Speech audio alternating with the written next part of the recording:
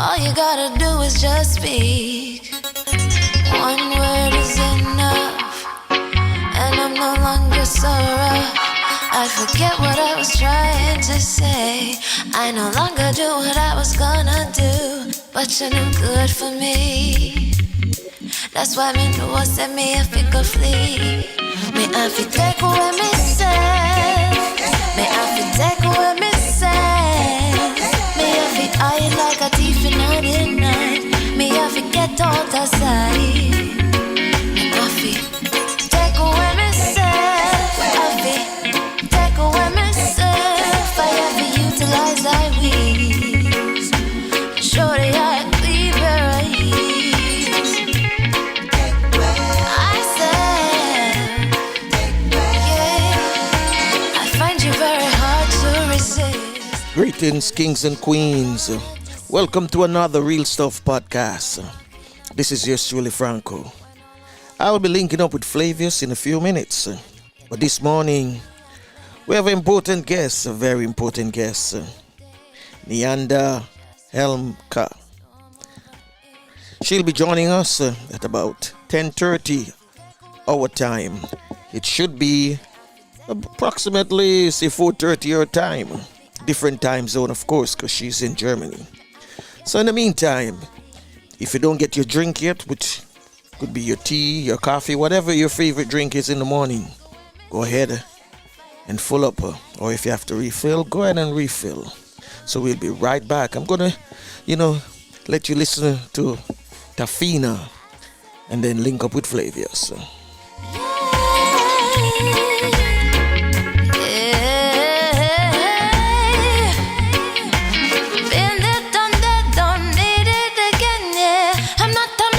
Who won't play your game? To all you move, you off me way to the core. Sayonara, that girl gone through the door. Take away ourselves.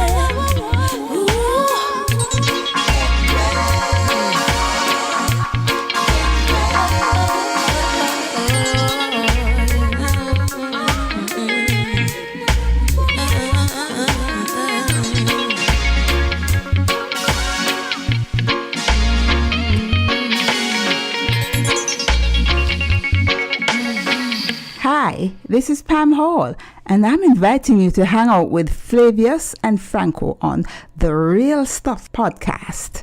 They're such great company.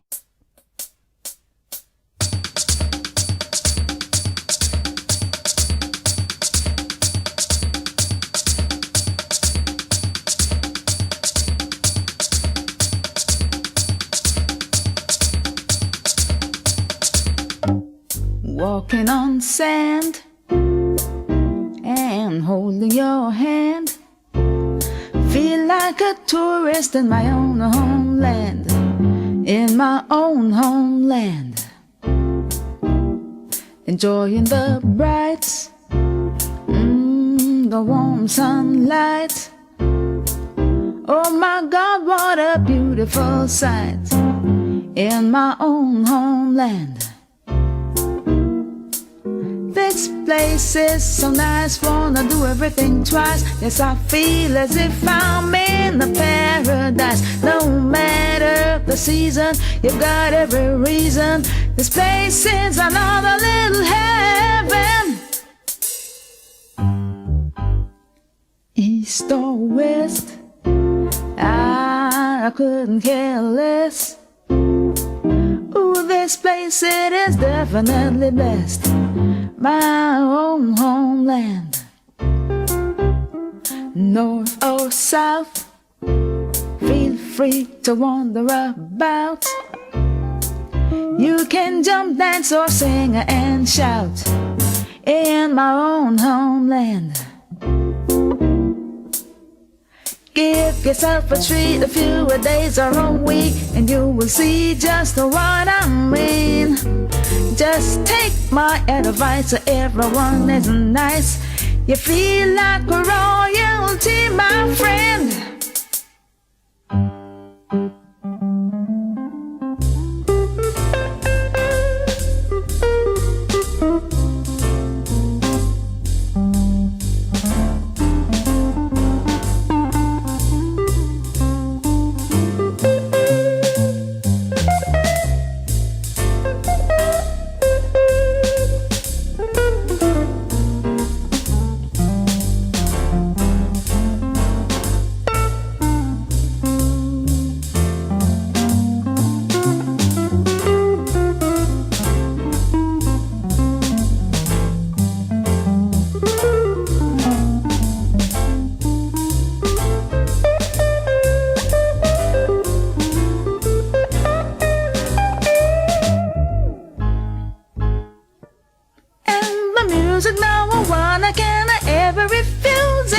Pulsating, vibrating, reggae, reggae, reggae.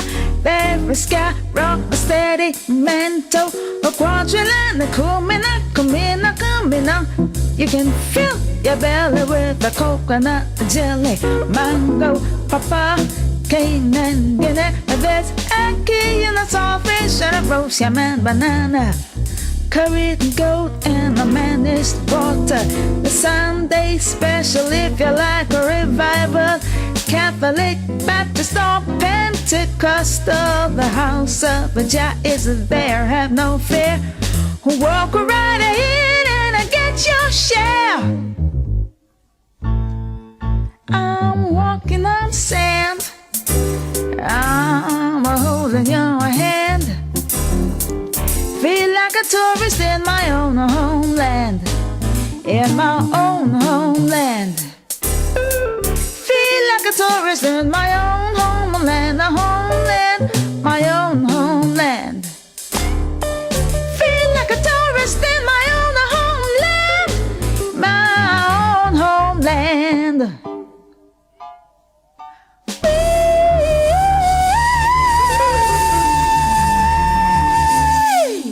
The beautiful voice of Miss Pam Hall. She sounds so beautiful, don't you agree? Yes, we're still trying to link up with Flavius this morning. But for all of you who are listening in the USA, you know, early voting is going on in many states this morning. So, you know, the election is like what? 10 days away. So, if you can vote early, go out and vote. Because if you don't vote, you can blame no one but yourself. You understand me? Because a lot of things on the ballot. And if you know who you want to win, then you better vote. Some music from Miss Sharon Forrester for you now. Oh mama, oh mama, oh mama, keep on loving me so boy. I met a boy the other day, got the sweetest loving ever come my way. Do anything I say when he loves me this way. The only thing I say is, oh mama, mama,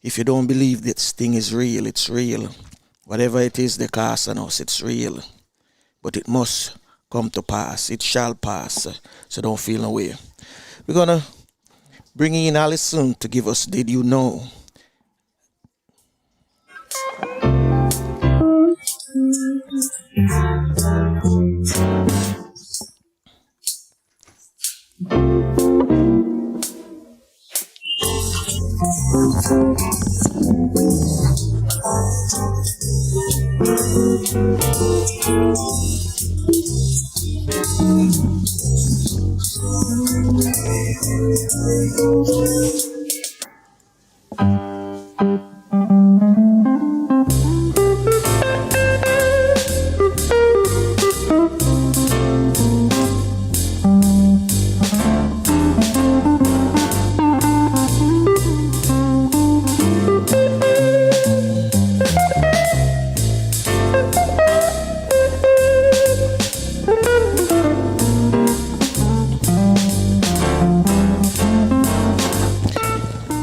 Yes, indeed. The famous Did You Know is brought to you courtesy of Slowly Jamaica.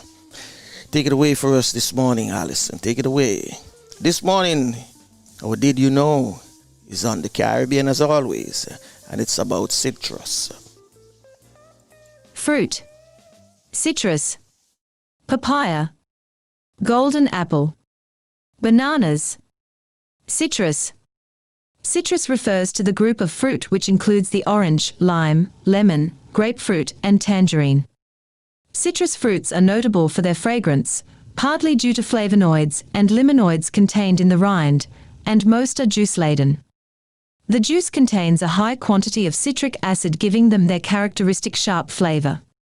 Many species are cultivated for their fruit, which is eaten fresh, pressed for juice, or preserved in jams, marmalades, and pickles. Citrus trees hybridize very readily. Thus, all commercial citrus cultivation uses trees produced by grafting the desired fruiting cultivars onto rootstocks selected for disease resistance and hardiness. Citrus is the largest category of fruit produced regionally, with an estimated total of 595,789 metric tons in 2006, and represented 40% of total fruit production, which was dominated by Belize and Jamaica. Concerning fruit imports into CARICOM in 2006, citrus came in fourth with 10%. And in the case of exports, citrus was the third main export commodity at 6%, preceded by banana and papaya. The main exporters were Belize and Jamaica. The CARICOM Fresh and Processed Market Opportunity Study states that oranges dominate citrus production in the Caribbean, making up more than 2/3 of all citrus produced. The crop is both sold whole and processed as juice in concentrated and single-strength forms. Production is concentrated in Belize and to the lesser extent in Jamaica, Bahamas, Trinidad and Tobago, Dominica and Suriname. Oranges are exported both as whole fruit and as juice. However, only about 5% of the CARICOM's production is exported as whole fruit. In a few countries, a substantial proportion of the crop is processed, and the value of regional juice exports significantly exceeds that of whole fruit exports by a factor of 3 or more. Regional imports of orange juice are considerable, averaging 14,000 metric tons per annum. However, most of this is imported from within the region, which is, therefore, a net exporter of orange juice. Grapefruit production, at approximately 1/3 of orange by volume, is distributed amongst a range of countries, and export volumes are effectively concentrated in 2 countries. The Bahamas led in the export of whole fruit, accounting for 92% of exports, while Belize accounts for 99% of all grapefruit and pomelo juice exports. Why invest in citrus production? Greater prospects exist in intra-regional markets for fruit juice production. Citrus producers and processors, Citrus Products of Belize Limited, Citrus Growers Association, and Jamaica Citrus Growers Association. I am Alison Goodness with today's Did You Know?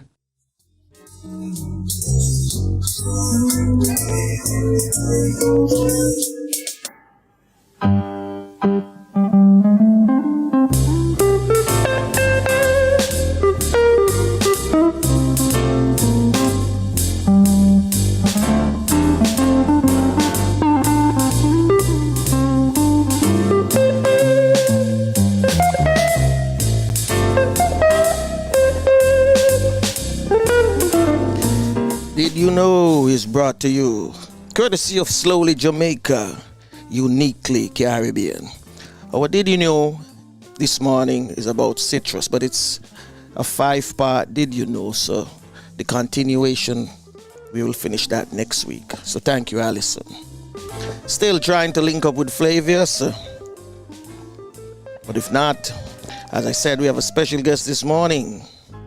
It's none other than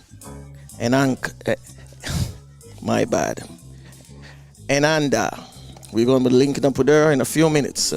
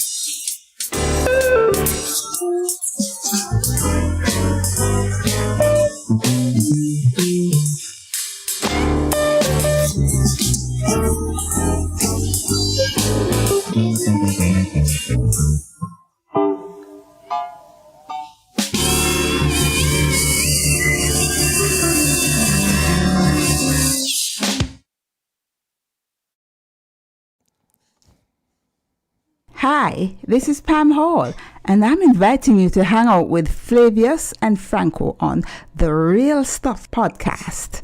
They're such great company.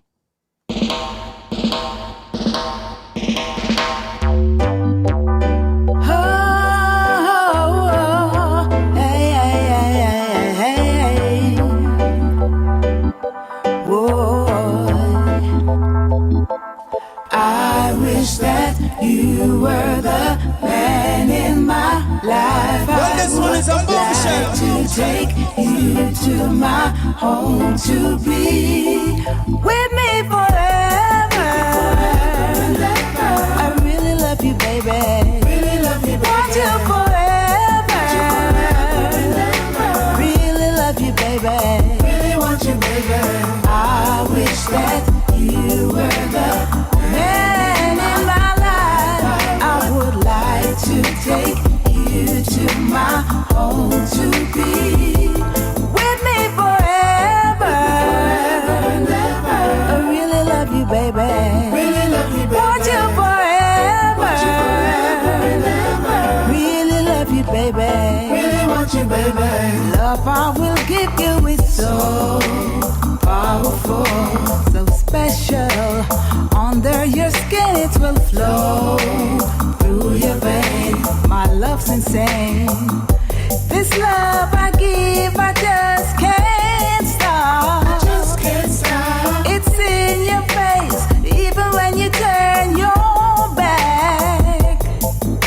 And just like a magnifying glass, the heat that I transmit will melt your heart. Oh, I wish that you were the man in my life. I would like to take you to my home to be with me forever.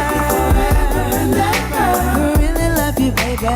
Really love you, baby. Want you forever and ever. Really want you, baby. Really want you, baby. Whoa, whoa. Ooh, forever and ever. Yeah, yeah. I know you're wondering why my love is so strong. It's 'cause I see something in you pushing me on. The day you try to chase my love away is when you know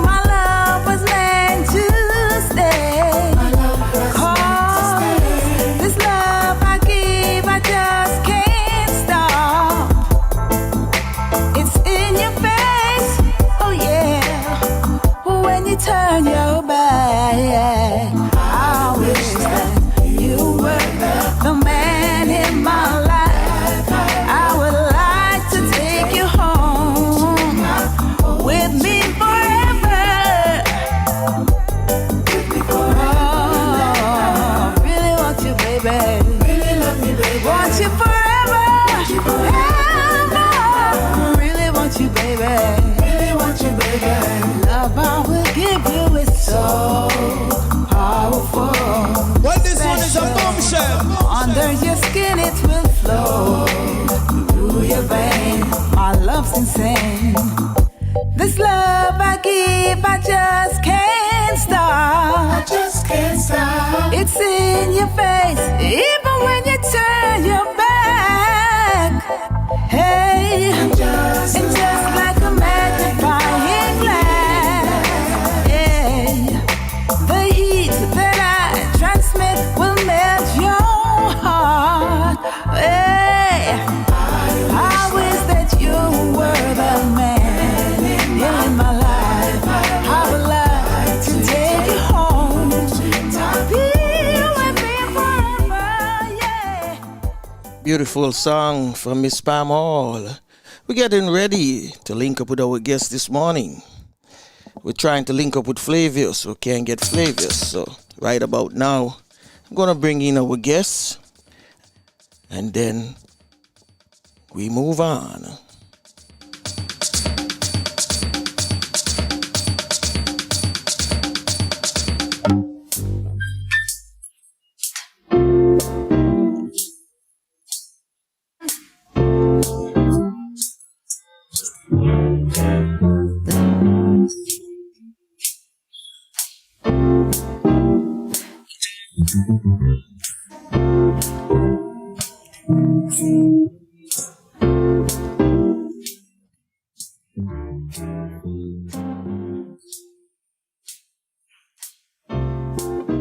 Okay, Alison, do the honor for me and bring in our guest this morning.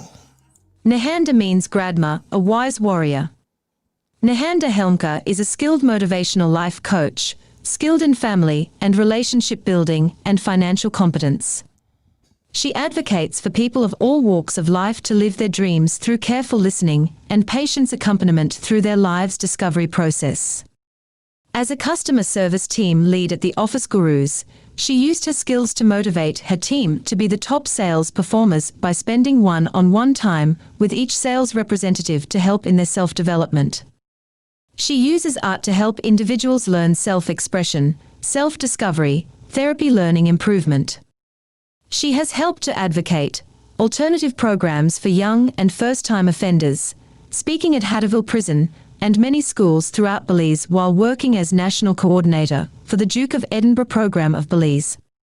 This position enabled her to meet and personally mentor hundreds of young people who were in the award program. I believe that every young person wants to learn and be something. There is no such thing as a lazy or misguided or unmotivated.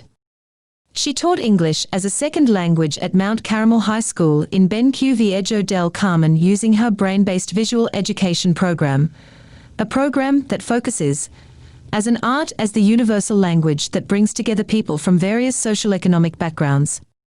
Her work with young people gained her recognition with the Earl of Wessex, Queen Elizabeth's son, who invited her to be a speaker on youth character development, and the International Duke of Edinburgh Award meeting at his home in Bagshot Park, England, where she spoke to other advocates and donors of the award on how the condition of youth can be improved in Belize and throughout the world. She also worked with the Belize Red Cross and has trained many young volunteers under the Red Cross in water and sanitation and youth for behavioral change, what peace and patriotism really mean for a nation. After leaving the award and migrating to Germany, Nehanda now works privately for companies as a consultant and English teacher teaching English customer service and translations for documents and team building books and advising private persons on finance and wealth building. When she is not doing that, she spends most of her time with her 2 daughters and husband or in the gym. The Real Stuff podcast welcome, Nehanda Helmker. Welcome, welcome, welcome. Wow. I don't even recognize myself. Oh, really? That's how we do it. That's how we do it, you know? That's how we do Yes, it. yes. So I know we're in different Well, time zone, right? We're in different time zones. So it should be evening in your neck of the woods, right? yeah, it's about 4:30 right now, 4:32 on the dot actually. And so it's just starting to get a little bit Yeah, yeah. dark. Yeah. Well, that's good. That's good. That's good. So you seems to be a very accomplished woman, and you Oh can. my. You say, "Oh, my." Well, I was reading the bio. You know, you have met what you call it. You have received the Duke of Edinburgh award, and Right. So you have met the Earl I of Wessex. yes, yes. So when I first started working with the award, well, first I just want to thank the Almighty for bringing us together at the right place at the right time for us to be able to have this conversation about relationship and wealth building. I think that everything is in due time, and we're here together in this space for a reason. So I'm very thankful for you to have me on the show and to be able to have this experience. And I try to be in that space and place of thankful, being grateful for every experience throughout my career. And I think that that's one of the reasons why I've been very fortunate to visit and to meet people like the Earl of Wessex. I met him. Interesting. I had just started advocating for the award in Belize, and I had just was a few moments away from being too old to be an award holder. I won't tell you how old I am right now. You don't have to reveal it. You don't have to reveal it. I don't have to really reveal it, but I was just becoming around that age where I would be too old to be an actual award holder. And so, but I still wanted to be involved in the award. And so I started to advocate in the award and speak about the award within the country. And one of the reasons for that was because I had discovered that is how my stepfather, who passed away, had gained his position as an archaeologist or chief archaeologist of Belize. Okay. And he was one of the few, if not the only one at the time, who was an archaeologist and who was Belizean. And I found a picture of him and the Duke of Edinburgh on top of one of the Mayan mountains. I think it was Caracol or something. And I was like, wow, this is part of my legacy. And this is part of, passing on, because I would hear him talk about it when he was alive and I didn't know what it was. And so when I found this out, I was like, wow, I want to be a part of this too. True. And so, yeah, I was doing my... I want you to give me a minute because I have Flavius here with me right now on the line. Okay. So Flavius. All right. Yes, sir. Good to be back. All right. Welcome, sir. Welcome. Nehanda is on the line with us, sir. Hi, Flavius. Hi, Nehanda. How are you doing? I'm doing great. Wonderful to have you with us. Okay. Wonderful. Continue your story now. Yeah, man. Yes. So we started to, and by we I mean my mom, Cynthia Ellis, and I started to see how we could get involved in the award to pass on this legacy, because we really believe in legacy passing on is a part of family culture, and especially in the Garifuna culture, we're very intentional about people knowing where they come from as a part of knowing where they go. And so this legacy that I uncovered was a big part of me defining what wealth means for me. And I started to prepare myself for receiving the award. And I was doing walking, I think, as part of my sport. And I found a dead body on one of the trails. Yeah. So that quickly ended the sports part. I needed a moment to recover. But anyways, as the more I got involved in the award, the more opportunities I was being exposed to just by the very nature of being an active participant in changing my life and the style of life that I was living. And I could remember my mother started to take off her mother hat and put on her coach hat. And she sat with me and she said, you know, what do you want to do? And I said to her, I want to make a lot of money, right? I want to have experiences. Who wouldn't want you to, know, man? one of the few times I was, who wouldn't want to, right? And so she said, all right, if that's what you want, then let's go inside this bank. I think at the time it was Scotia Bank. And I said, I don't have an account at this bank. And she was like, this doesn't matter. Let's just go where the money is and be in that space. You know, good vibes, good money vibes, because it's a bank. And so we walked, I literally said to myself and to her, okay, you know, like almost like a surrender and stop fighting up with the situation. And so I was on the step of the bank, and as we were walking into the bank, the phone rang, her cell phone rang, and it was David Clark, who was the regional director at that time. And he asked me and my mom, how would Nehanda like to go to meet the Earl of Wessex in England? And she was like, she's right here. You can ask her yourself. I mean, of course I said yes, and the rest is kind of history. But just that experience of being in the space and place at the right time to say, okay, I'm open to whatever. What do I have to lose in this experience? Let me just see what will happen if I'm open to learn something new. And so I went and I met with the Earl of Wessex. And the reason why I guess we stood out, or I know why we stood out, was because we had started to be more intentional about wealth building for the award, not for me personally at that time, but for the award.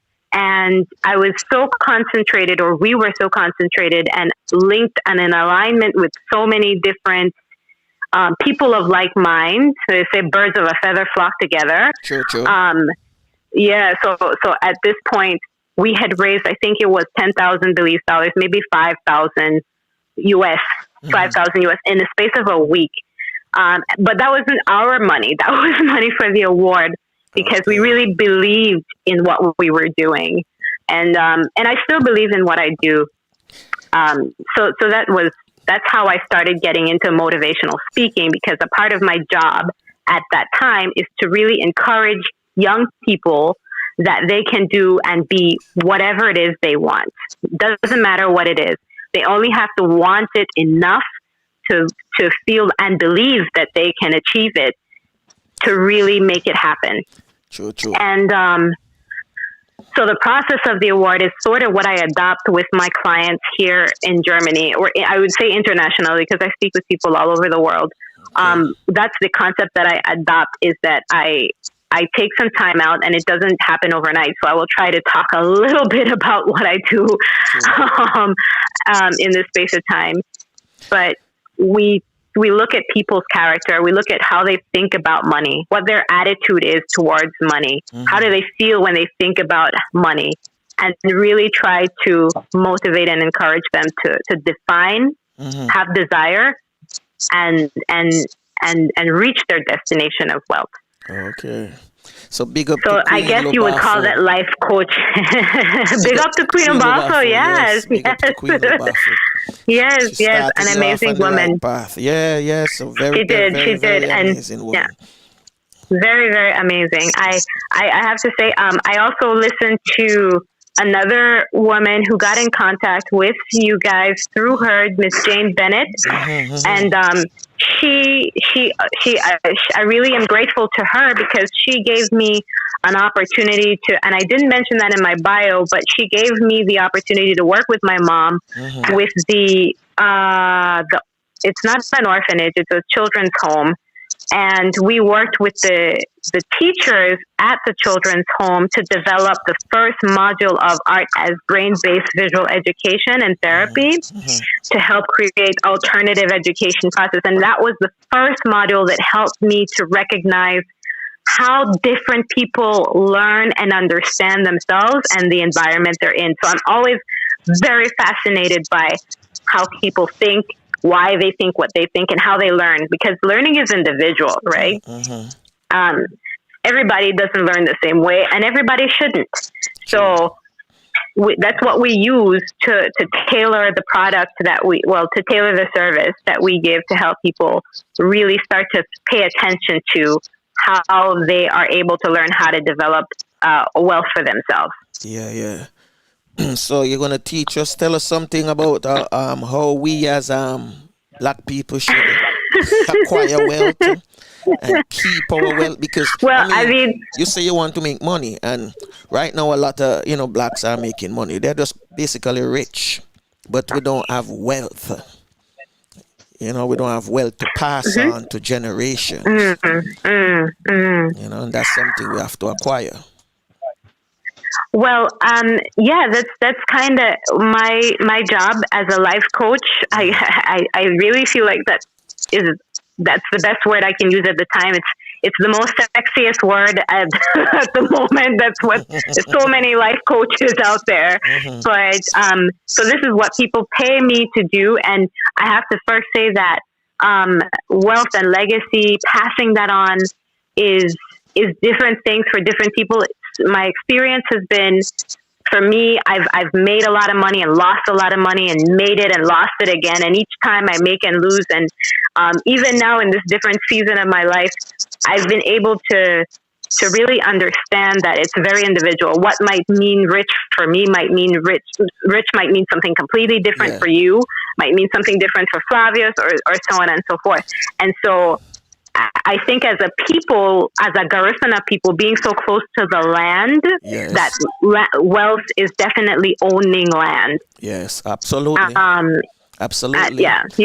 That's really the American dream still. When you hear the Americans them talk about the American dream, people listen to the outside part of it where they say a good job, you make X amount of dollars, you have a fancy car, house, etc. But that's not it. The real American dream is ownership, land ownership. And that's what, we as Africans, black people, have to start owning lands. Right, right. Just exactly. Lands. We need more and more. Because it never depreciates. It never depreciates in value. Right. I'm glad that you brought that up in terms of what America teaches about wealth, what wealth is, having a car, a house, a nice job. That might be part of it for some people. That's just riches, right. Riches. And so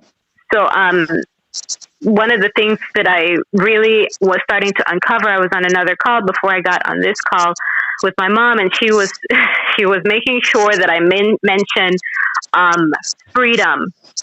And I think that was one of the things that kind of stood out to me when I first started to make my own money, because I was in college, and I started studying law, and then I started studying economics, and I went back and forth between economics and history, and so I could see in the pattern that while education is important, institutionalized education wasn't really my thing, and I started to track that back to my ancestors, like Maria Centino, my father, my biological father, Egbert Eugenio's grandmother, who never went to high school, but she had land. She had her own business. She came from Guatemala to Honduras to Belize, and she spoke English and Spanish, and she handled herself. She built her legacy and her wealth. And I remember her, having a lot of stuff, but she would always point to her house and say, you see this house is my house. And we as a Garifuna people are a free people. Yes. And that is a part of our wealth, is having that freedom to be independent. I love that. I love how they put freedom before independence. And that's absolutely true, Flavors always mention that, So I love how you put freedom before independence, because without the freedom, we're nothing. Because we are free people. Right. These colonial masters and, their what you call it, next set of generation want to keep us, down. But I'm Well, I'm listening to you, and it's like mhm. I'm seeing a chip off, as we would say, a chip off of the whole block. You're basically walking in your in Queen Lubafu footstep, even Right, though it's right, even though it's some big prints for you to place your feet in, but right, you're walking on solid ground, and good direction. right, Yeah, right, right, right. I love it. I Yeah, love it. I always have to give her enough respect. I mean, you would be surprised at how much we disagree on certain things, but I just love the fact that Same, same determination, we same just, bloodline, yes, man. Yeah. because of exactly because of that, we're just really really so much alike in a sense, and that's why it's very beautiful for us to be able to bounce those ideas off of each other, and so what I like to do is I ask her, and I think this is the question that I want to start with, because this was what one of my mentors asked me. Because when I started on my wealth journey, like being conscious, we like this word in Caribbean culture, consciousness. Yes. When I started to become aware that this was something that I wanted to be intentional about, then I started to seek people out, and I paid a lot of money to learn about wealth building. And I can give a few tips and tricks. I don't know how much time we can allot. Maybe Flavius and I did discuss 2-part or 3-part session. That's good. That's And good. so, That's good. That's good. No so problem. if I could get into some techniques, Yeah, I that's really good. want to get into the techniques. And so one of the first things I was asked was, what is my attitude towards money? What attitudes do I have, and what did I learn about money that may be a little bit negative, or maybe not be working for me? Let's say it like that. Yeah. So, I mean, can you think of something yourself, Franco, that might be something that you are aware of people say about money? Money. One of the famous things they say, it's the root of all evil. Yeah. Easy come, easy go. That means if you make it easily without working hard, you're going to lose it easily. Wow. Yeah. I remember one of my I'm going to give you one from my mom, that she say even if you make $20 a week, you must save $1, because saving is important. Because if you don't save, you won't have enough money. That's a wise woman. Very wise woman. I like that money is the root of all evil. And I think it's a biblical term, and it's usually it is one of the most misquoted terms when it comes to money, because it is the misuse of money is the root of all evil. Yeah. Not money itself, but the misuse of money is the root of all evil. Money, easy come, easy go. It can be true if you make it true, If you make it easily. Yeah, and I know what if you make it easily, so you have to. Okay, so that means you have the easy term. What people refer to is like, I'm gonna just say like a drug dealer. That's easy money. Yeah. But a drug dealer will tell us, no, that's hard work. Yeah, but it's easy money. It's easy money because it usually finish. Trust me. Unless I don't know. It's so many facets of it I could use, but I'm gonna stick with that one. That part of it. I like those two. Those two are really good. Those two I think are very very popular, and a lot of people can identify with that. So money is the root of all evil, and the other one was if you don't work, you have to work hard for money, right? And those are actually myths. I could tell you right now, we're in the 6 figures. I can't really give an exact figure because of legal reasons. But before you go any further, I don't work hard. No. But before you go any further, I want to ask you a question, because you say you made a lot of money and you lose it. You made it again and you lose it. When you lose it the first time, did you say to yourself, all right, the next time I make this money, I definitely know that the mistake I made the first time, I won't make it the second time? But you could lose it in investment as well. You know, like you put it into, like some people, Yeah. they make money and they try to Um, put it into a stock, but the stock fail. So you might decide the next time I yeah. make the money, I Right. won't put it into no stock. I'm going to put it into maybe real estate. You understand me? Right. So Right. Right. You're raising some really. we're talking about money. Sorry. Go We're ahead. talking about money. So You raised. Yeah. You're raising some very, very exciting points. I have to tell you. I mean, this is like a daily conversation in my house, and I've already committed my husband to come on. He does mainly with stocks and bonds and ETFs and all investment opportunities. But I can just say, I mean, I'm the one that got him into it, and now he's better at it than I am. Congratulations. You're welcome. Thank you.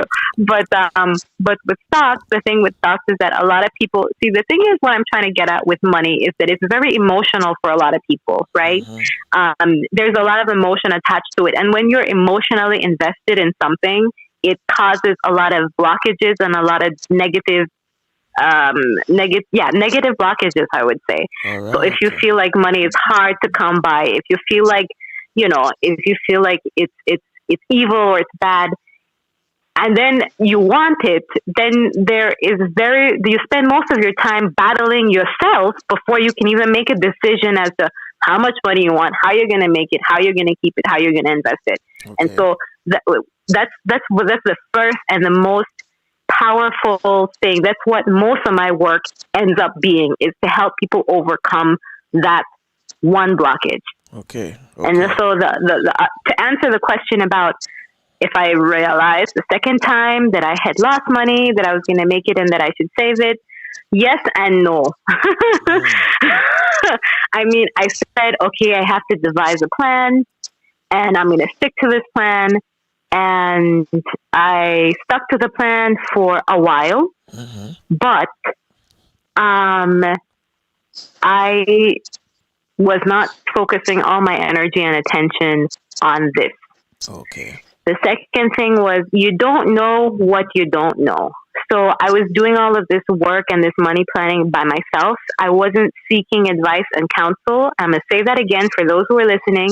I wasn't seeking advice and counseling on what it is I should be doing and what it is I should not be doing. I had heard a few things and it worked.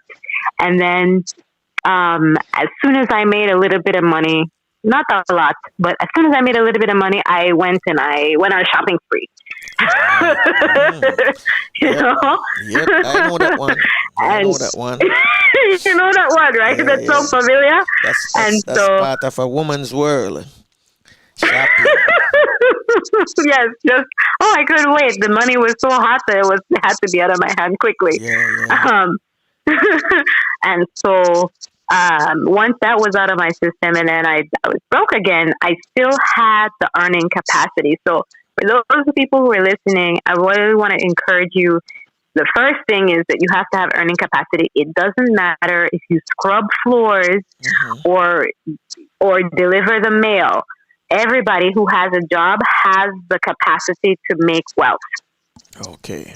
That's the bottom line. It doesn't matter. It may take longer. Okay. Would it be a minimum wage job? Okay.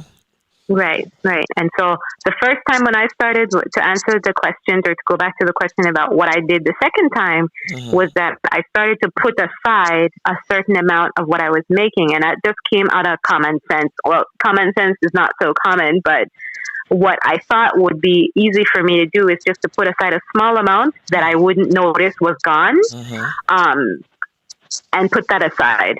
So coming back to today, we have a specific percentage. So it's done by percentage, and this is for free, guys out there. Okay, so let me get this. So you're saying that when someone make money, whatever job they're doing, they should put aside like a percentage of what they make, and just consider it gone. But exactly. So that money you don't touch. Just one, I have to mention my grandfather, Gradma and Ethel. Well, my grandparents, Gradma and Ethel Ellis. Mm-hmm. They. Why am I mentioning him at this point? Is because he talked a lot about investments and planning for the future, and he also talked a lot about. I had the privilege of taking care of him as he transitioned. He had dementia, and he would talk in his later years about regrets. And I think that was one of the things. That's one of the things that changes people's perspective about how they want to live their life and their level of happiness. Yes, is when you witness things like death or any like major accident or maybe a divorce or maybe something major happens in your life, then you kind of wake up. And he would always talk about regret. So live a life of no regret. And, you know, he was just always talking. The man was 80 something when he died, but he was like, I just wish I had more time. And so when I hear that, I'm very conscious about the kind of life I live for myself, not to live to impress anyone or to keep up with the Joneses, but what is important to me and what makes me happy, and stick to that. Don't worry about anything else. Worry about you. And so when I started to save this money and I couldn't do the things at the time that I wanted to do, I was used to doing, like maybe go shopping all the time or go out and party, you know, because I had that goal. That has to be your chief goal, is making money. That has to be the most important thing.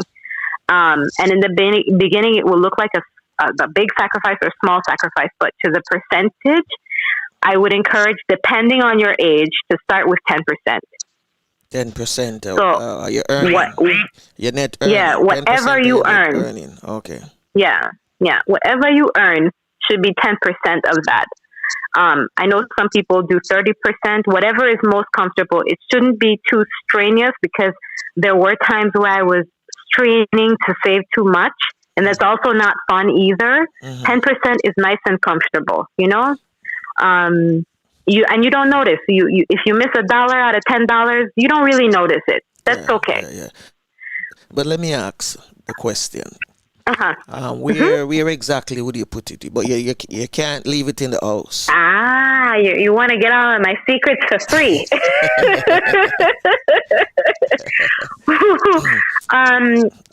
So like I said, this is a process. An investment process is something that is super individual, and it depends on the person's competence and comfort.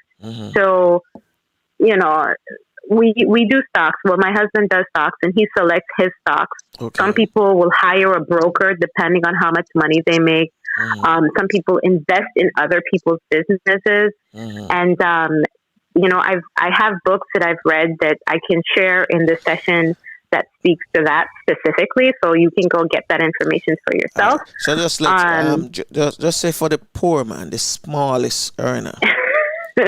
Yes. Right, the smallest earner. For the smallest earner, I know in Caribbean terms, at least in Belize, the credit union has a really, so what you want to look for is your ROI, your return on investment. Yes. So depending on the interest rate and how that interest rate increases over time would depend on how you select which bank or credit union you put your money in, right? You guys are very fortunate to have really good interest rates in the Caribbean, at least in Belize, and in some of the credit unions in Jamaica. I've done a little bit of research while I was waiting on the call. That if you know anything, I guess 2 to 4% interest rate. That means that the dollar you put in gains interest over time, right? For those people listening, that means that's what that means. And so, the higher the interest rate, the more attractive that is for your savings account. Okay. I just want to say something about this 10% as well. This is not an emergency fund. This is not a see you later fund. This is your sort of retirement or I can't work anymore fund. So this is not money that you're going to be touching in 5 years. This is more like 15 years. Like a 50-year plan then, saving plan. 50 years? You go live that long? Of course you're going to live 50 years. Yes. We Caribbean people live long. I've seen it. Yes. We surely live long. Our lifespan is not what they predict That's in true. the US. Say we only live until 70 or true. 80. No, we can live longer than that. And that's the reason why saving is super important, and saving with interest is even more important, because the compound. But even in that same sense, because we could save that same money, it's a 50-year plan, and it could pass on to our next of kin.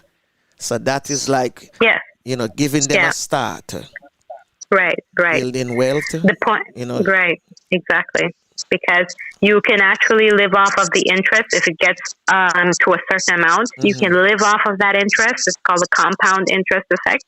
And the longer the money stays there, the more interest it gains, and that interest gains interest, and that interest is what you can then live off of. You my one for my friend. So the you my one for my friend. Definitely. Like I said, I'm available to teach these things. Our process is a 28-day process, and I charge, depending on what the person wants to achieve, anywhere from 30 euros to 130 euros. Right? And that's not a lot compared to what my colleagues charge. I do this for companies, mainly with building relationships, because the thing about wealth, money, and relationships is that they're interconnected, right? Yeah. People like doing business with people they like.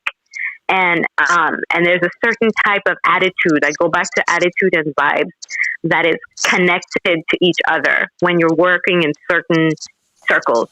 Right. And the higher up the circles are, the lighter the circles are in terms of complexion. And I really want that to change. Yeah. So when you talk about Black people in these kinds of circles, our main hindrance is ourselves, because we have, we have a certain vibes that we have inherited from things like slavery and discrimination that we also have to overcome in this kind of discussion before we get to the conscious or the unconscious competence level to say wealth is available to me as well. You just said that people like to do business with people they like. Wouldn't you say people who make money like to do business with people they like? Because I heard somebody tell me that term before, and I was scratching my head, and him say, if you have the links, certain people who have the money, they don't like to just meet somebody out there and just say, I'm going to do business with you. Like a friend like you introduce me to another friend who have money, and they would, because what they would say that your validation is considered trustworthy if you introduce me to say Muller, the footballer in Germany. Okay. Yes. Muller would say, since you introduced me to Muller, Muller look at you more trustworthy than if I just come up to him. Right. So that's right. People who have money like to do business with people they like. Right. I mean, if you want to, that's true. For the most part, you get, like, I was very lucky to be brought into, not lucky. I hate this word lucky. Fortunate.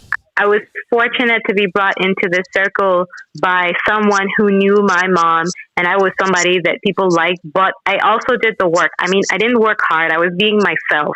I got on the radio, and the lady heard me speak, and she said, I want you to represent the Red Cross. And so I went to the Red Cross. I came back, I trained some people, and I was everywhere. And next thing you know, somebody picked up a paper somewhere and noticed that Belize has so many award holders and has raised so much money in such a short time. Who's this girl? Who's this? People start to pay attention, because, I mean, I didn't feel like I was working hard, but I'm sure I worked very hard, but I was enjoying myself. Okay. And so I was enjoying myself. People liked me. I liked the people I was working with. And that energy that vibe just filled up and got word to the right people who then became interested. And that right person who became interested introduced me to other people like that. See? And so, So that's very, very possible. People talk about vibes and vibration. It's definitely a vibe that you carry. Yeah. And we work with our partners or our clients to build up that vibe, that vibration, so that when they step into a room, people want to come to them and talk to them, right? Um, um, yes. One of the things I'm concerned about is children at a younger age. How Okay. soon should we Okay. teach them about money? As soon as possible. As soon as they're possible. like, I And have especially a about 3-year-old and a saving. 15-year-old. Okay. Yeah, I have a 3-year-old and a 15-year-old, and so my 3-year-old, I have to laugh because when we go shopping, right? I'm not allowed to take any. I can't usually bring clothes in from the store for my 3-year-old because she have her favorites. So she's usually there when I pick certain things out. And she will pick this up and she will say, "Mommy, look, this only costs $9." She can't read anything, It's like she doesn't really know the price tag, but she just throws it out there. Like she's very aware about money. And I think that when I was growing up, not to blame anybody, but there was a lot of secret mystical talk about money. You didn't know what things cost. You didn't know how things got paid for. And so my children are very involved in everything we do when it comes to how much money we have. We have budget meetings together as a family. And so my 15-year-old, if she wants anything, we don't tell her, "No, you can't have it." We say, "How can you afford it? This is when mommy gets money. This is when daddy gets money. Make sure you write the thing you want after payday so you know." We know what to buy when we have money. Okay. And so even the little one who has very little understanding is aware that money is definitely a part of how we are able to afford a certain kind of lifestyle. They're not concerned about the things. They're concerned about what money can do for them to increase the happiness in their lives. Okay. Which is different from things make me happy. So we don't want to teach our kids money's bad, but we want to make them aware that when you have money, you can do more things for yourself and for other people. Like, for instance, one of the things I remember growing up and how I used to get money from my family. When I say family, like my uncles and my aunt, I have to do something in order to get the money. They don't just give me so easily. That's a good point. Do you think it's I remember Jane had said this yesterday when she was on the show that we should incorporate what we learned growing up with what our children I remember that. Are experiencing, because it's two different times. And if we do that, things would be much better. Instead of we say, "No, we want to put our grandmother, our mother, system on them because that's how we were brought up." And not realizing that it's two different era. Right. So do you believe in that system that you can also teach them that in order to make money they have to do something as well than just giving them an allowance? Definitely. I think you should do both.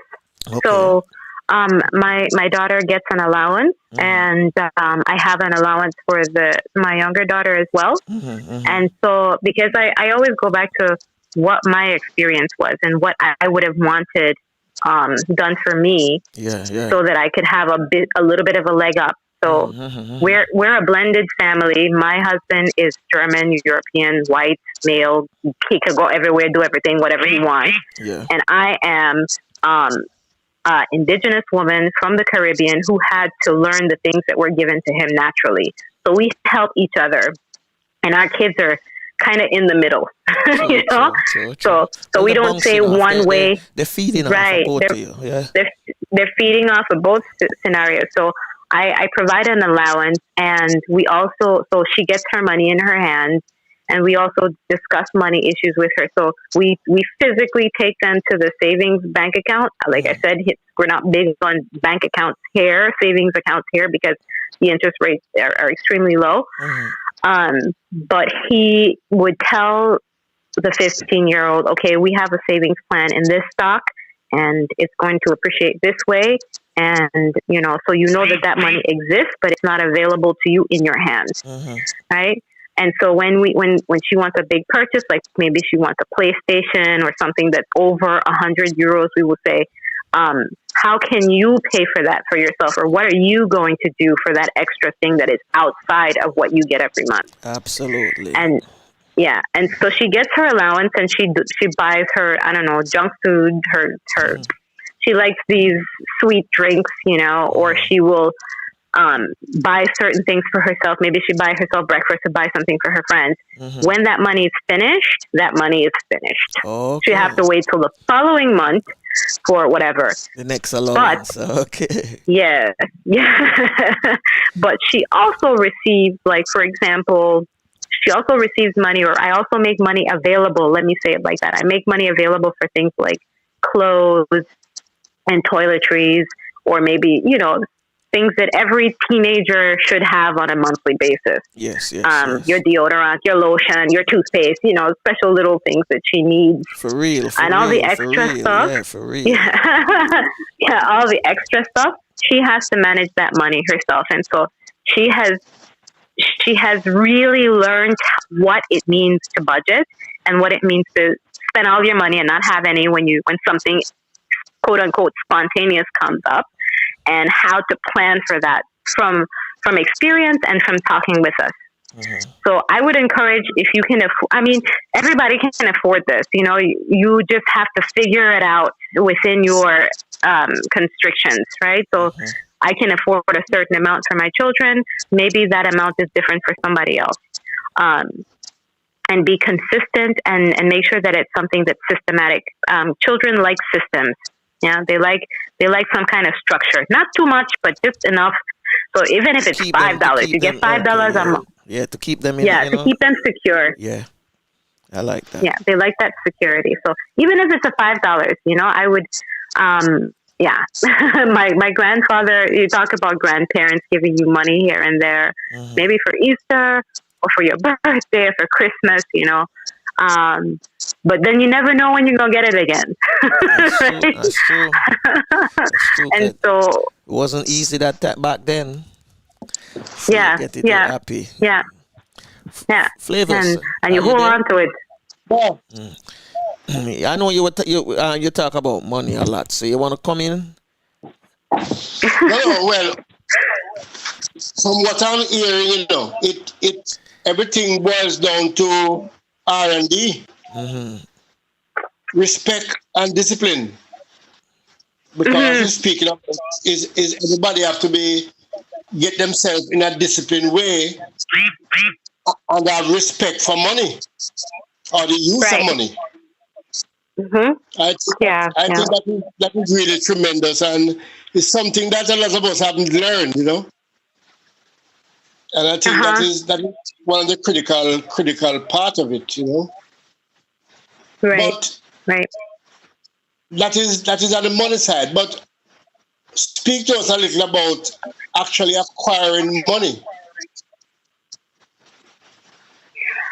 Okay, so acquiring money, I go back to attitude, and I know a lot of people think that I'm being very cheesy and floofy when I say this. It's about attitude, because I think one of the major things that I learned about acquiring money was opportunities are always coming. I like telling the story about the preacher who got stuck on the roof. I don't know if you guys know the story about the preacher who got stuck on the roof during a flood.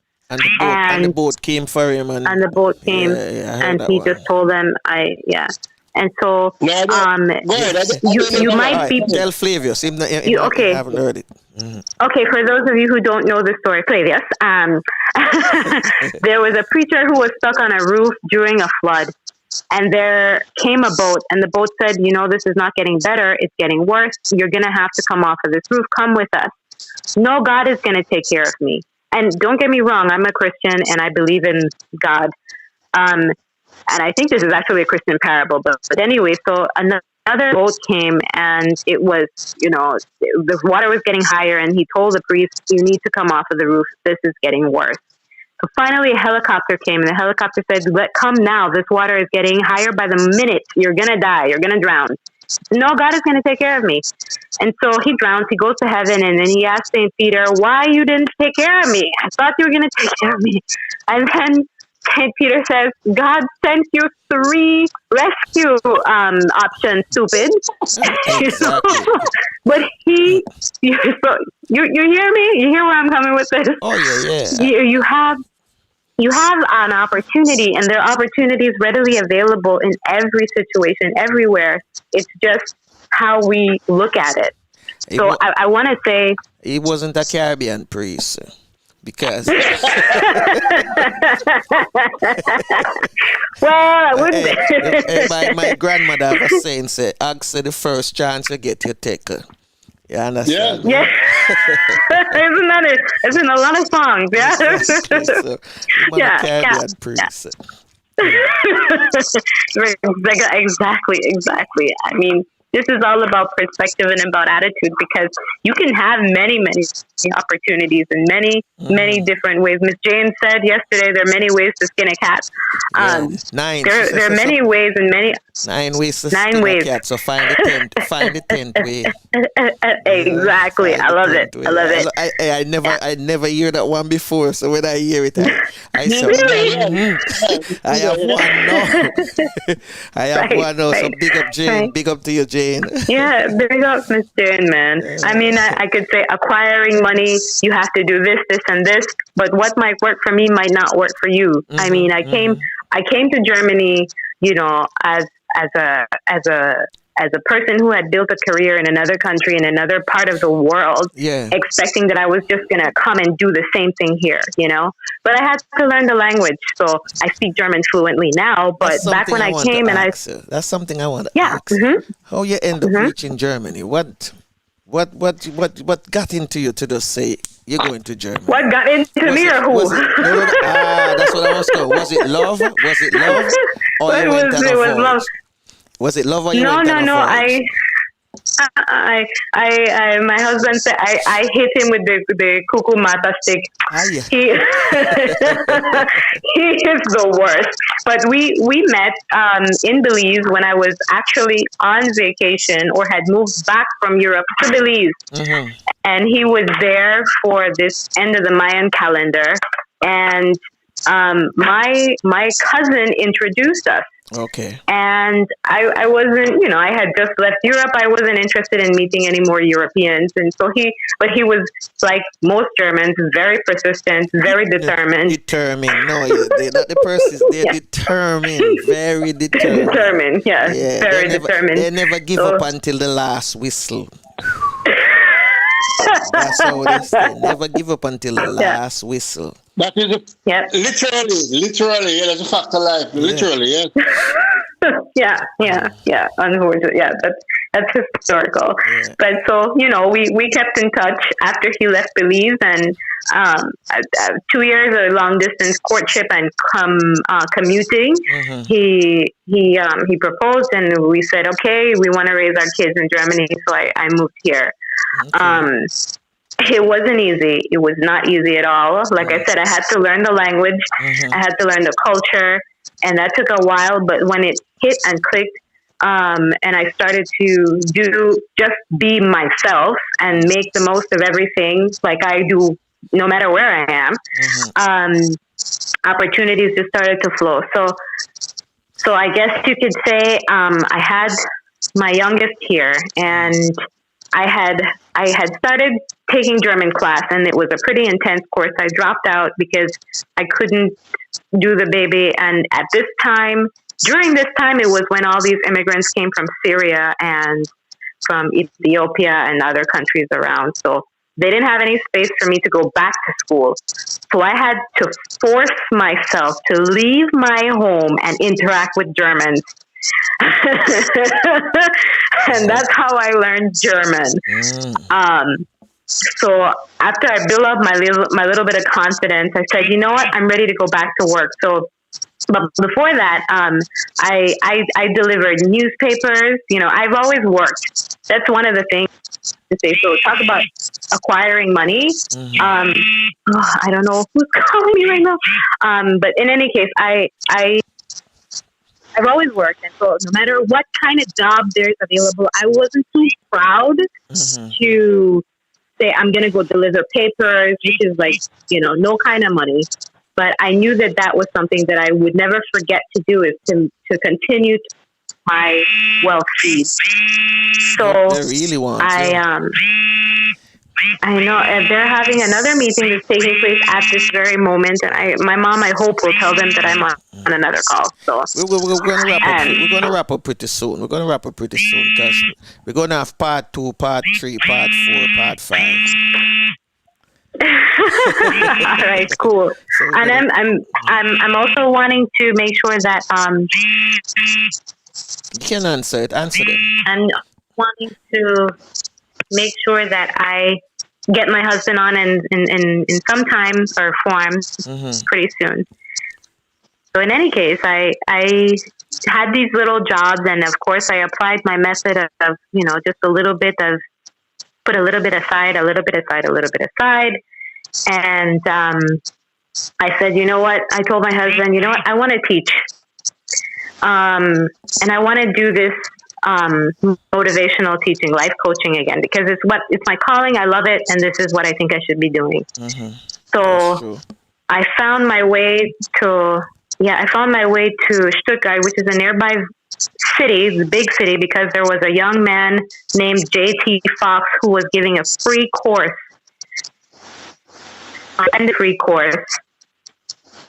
where he didn't give away any information. He was offering his course for $10,000. And it's a free course, and didn't give away nothing.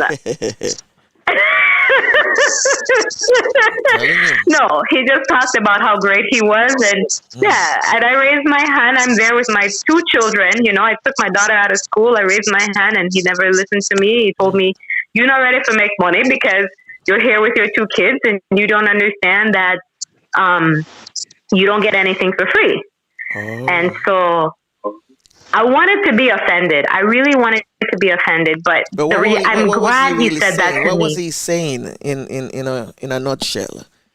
Because you have 2 children, you're never ready for make money. What was it? No, because I brought my 2 children course. Right?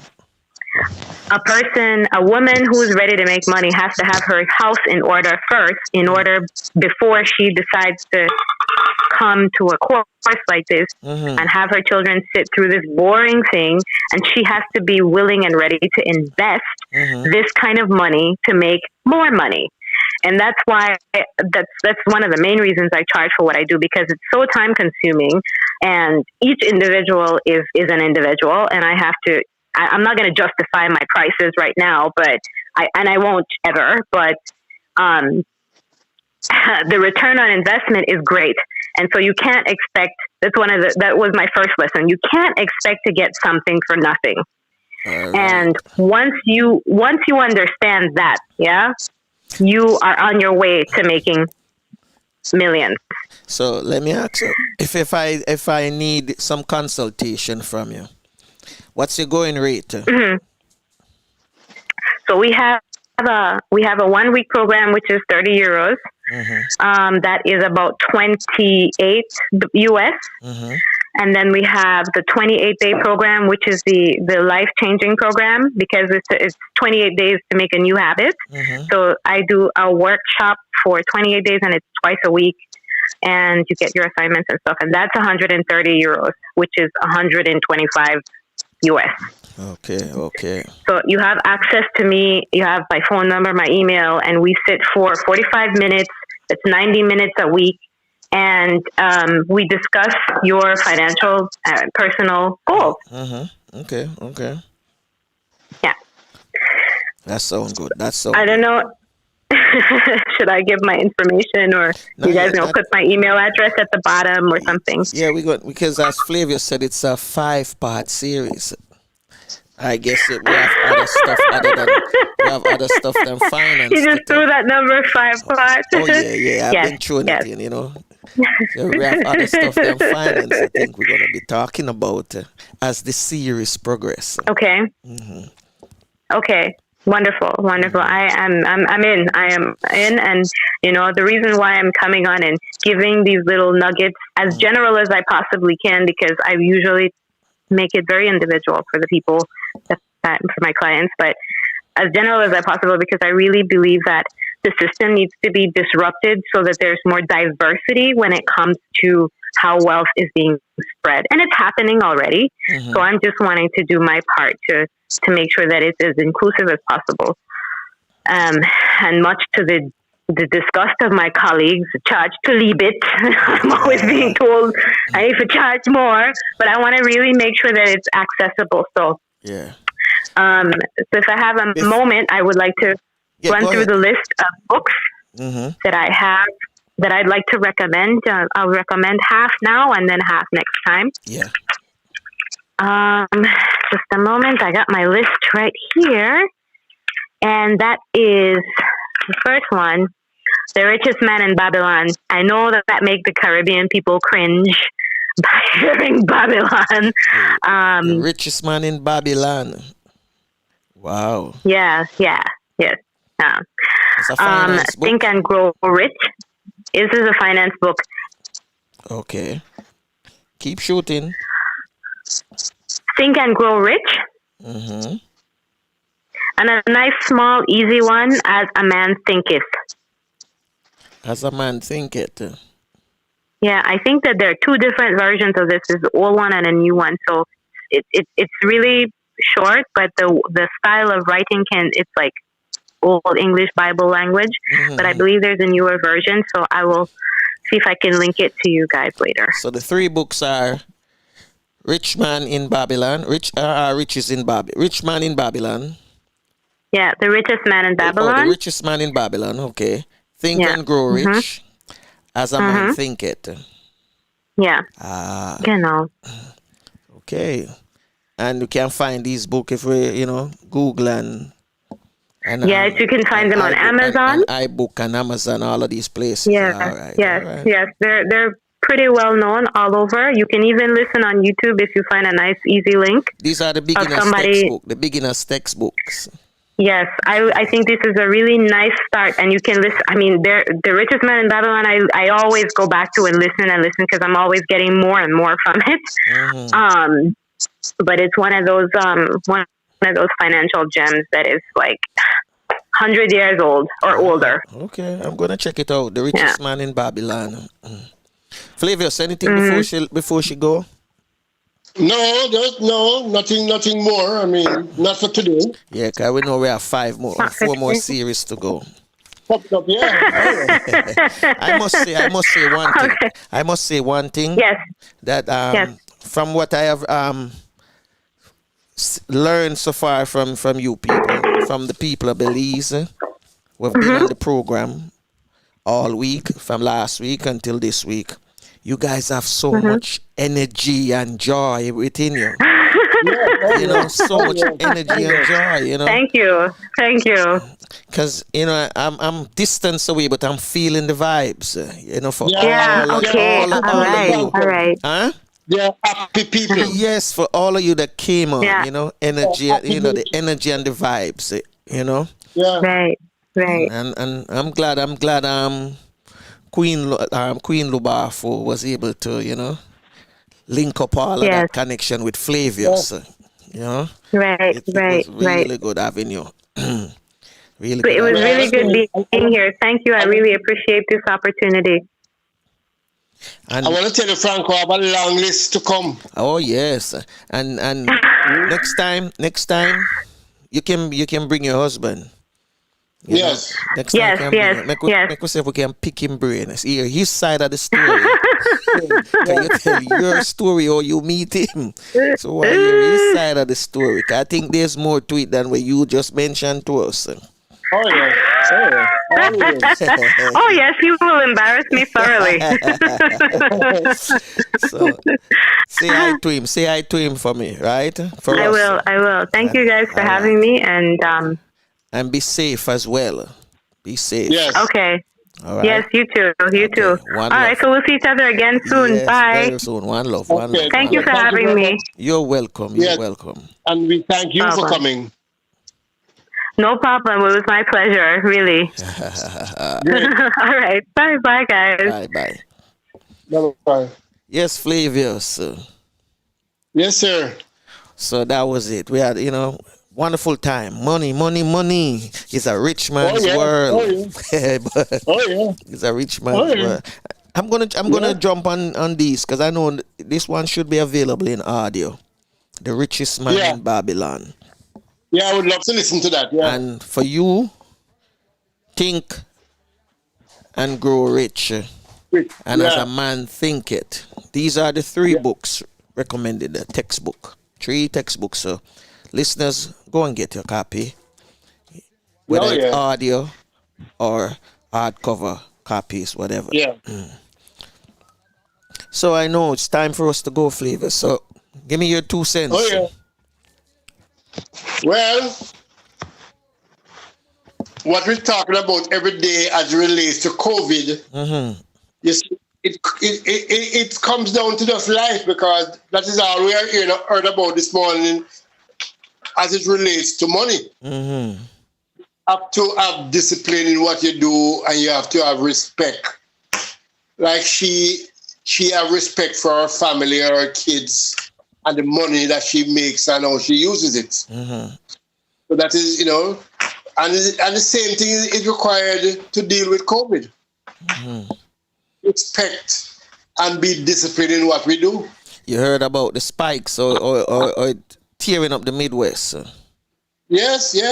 And as the time get colder, they said they expect it to go up higher. Right, yeah. Yeah, man. The respect and the discipline is really problems now, because the golden age homes now. Yeah, they're trying to secure them as best as possible now. No, but it's too late now. It's too late. We are very reactive. No. I'm not. I know they should have done much better. They should have done much better. The government should have thrown fund. These guys are just holding on to the money. They don't want to spend the money. But when we have one institution, you have 19 staff members, and the other institution is 16. And the residents that they have are all people over 60. Yes. So, you really put them at risk in a very serious way. And if you have 19, I think it's 19 out of about 60 people that is infected, can you imagine how many residents they are giving it to? And then passing it on to others as well. It's a spread of that. If 19 people in one place have it, it's spread. It's going to spread. Each one to reach work would probably take about 3 or 4 different transportation. Even 2, let's say even 2. And you're traveling with different people every time. And them having it would indicate to me that they are not following the protocol and they're not wearing the mask. So everything is just downhill. Yeah. Everything is downhill.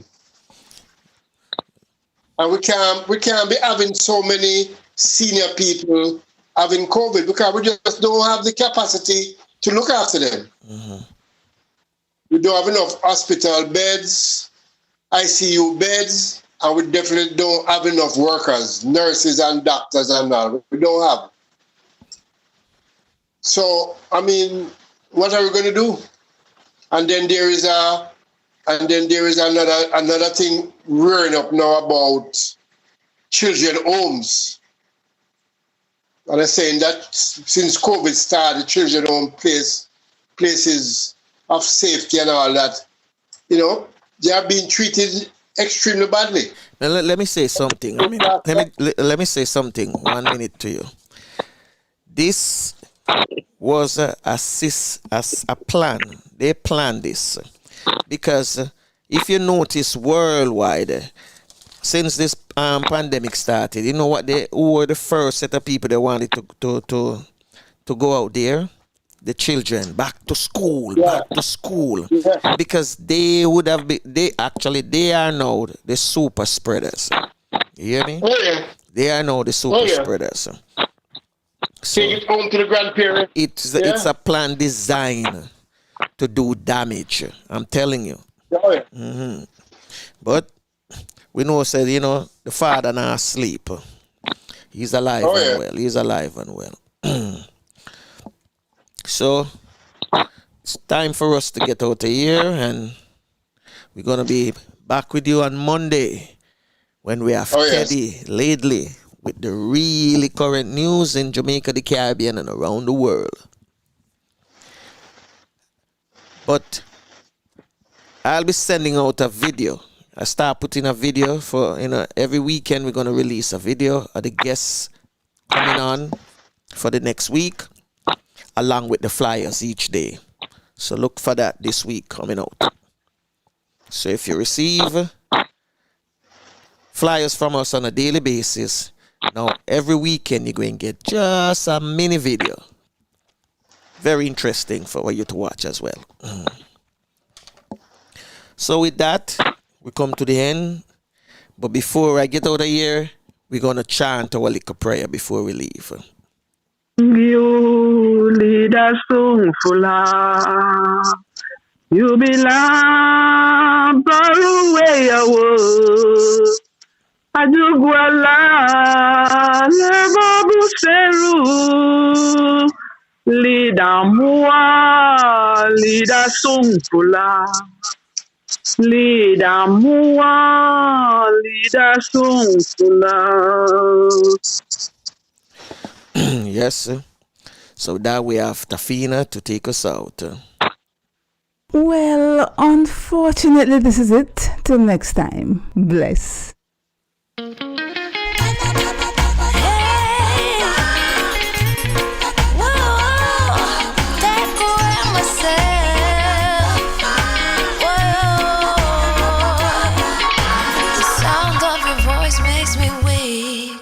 All you gotta do is just speak. One word is enough, and I'm no longer so rough. I forget what I was trying to say. I no longer do what I was gonna do, but you're no good for me. That's why me know I said me if it could flee. Me I fi take away myself. Me I fi take away myself. Me I fi hide like a thief in the night. Me I fi get out of sight. Me I fi take away myself. I fi take away myself. I have to utilize I wings. Show the eye clean where I is. I said, yeah, I find you very hard to resist. With this relationship I'm gonna desist. But how can I face you when all I wanna do is just taste you? I know you think I play me, I play, but soon you're gonna see the light of day. Just relax, don't move an inch. I'll be gone in a pinch. May I feel take away myself. May I feel take away myself. May I feel I like a thief in the night. May I feel get out of sight. May I feel take away myself. Take away myself. I have to utilize I will. Show the eye a clean pair of heels. I said,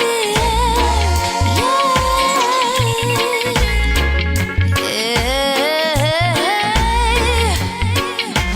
Been there, done that, don't need it again, yeah. I'm not a masochist who won't play your game, yeah. To all you move, you off me way to the core. Sayonara, the hot girl gone through the door. Take away our Well, unfortunately, this is it. Till next time. Bless.